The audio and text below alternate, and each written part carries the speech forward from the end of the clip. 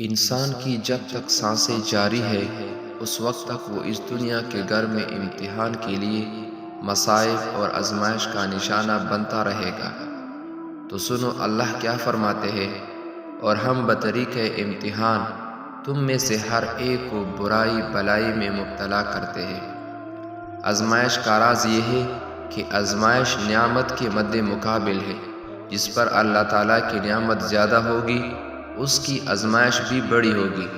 اور جس کی آزمائش بڑی ہوگی وہ اللہ تعالیٰ کی طرف رجوع اور عاجزی بھی زیادہ کرے گا۔ رسول اللہ صلی اللہ علیہ وسلم نے فرمایا، بڑا ثواب بڑی آزمائش کے ساتھ ہے۔ بلا شبہ اللہ تعالیٰ جب کسی قوم سے محبت کرتا ہے تو ان کو کسی آزمائش میں ڈال دیتا ہے۔ جو آزمائش پر راضی ہوا، یعنی اللہ تعالیٰ کے بارے میں غلط گمان نہ رکھا، تو اس کے لیے رضا ہے، اور جو آزمائش پر ناراض ہو، صبر کے بجائے غلط شکوے اور گمان کیے، تو اس کے لیے ناراضی ہے۔ مسلمان کو کوئی بھی دکھ، تکلیف، رنج، غم یا صدمہ پہنچے، یہاں تک کہ ایک کانٹا بھی اگر چبھے، ہر دکھ کے بدلے اللہ تعالیٰ اس کے گناہ مٹا دیتا ہے۔ رسول اکرم صلی اللہ علیہ وسلم نے فرمایا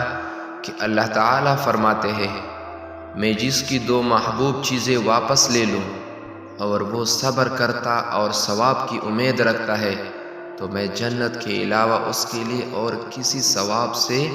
راضی نہیں ہوتا۔ ہر چیز کی اپنی کچھ نشانیاں اور علامتیں ہوتی ہیں جسے وہ پہچانی جاتی ہے،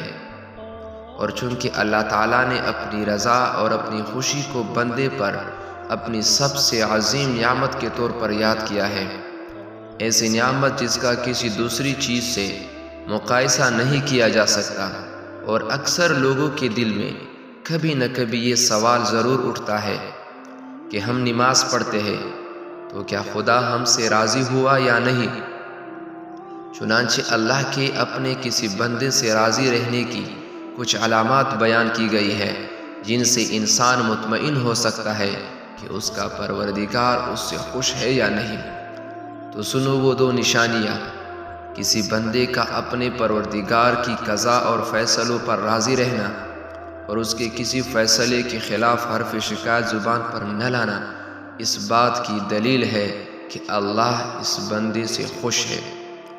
دوسری نشانی یہ ہے، ایک مرتبہ حضرت موسیٰ علیہ السلام نے اللہ تعالیٰ کی دربار میں عرض کیا، اے پروردگار، اپنے بندے سے تیرے خوش رہنے کی نشانی کیا ہے؟ تو اللہ تعالیٰ نے ان پر وحی نازل فرمائی، اے موسیٰ، جب تم اپنے دل میں مساکین کی محبت اور ظالمین سے نفرت کو محسوس کرو تو سمجھ لینا کہ ہم راضی ہیں، اور جب اللہ ہم سے راضی ہوا تو ہماری قسمت بدل جائے گی، اور جب ہماری قسمت بدل جائے تو ہمیں اور کیا چاہیے؟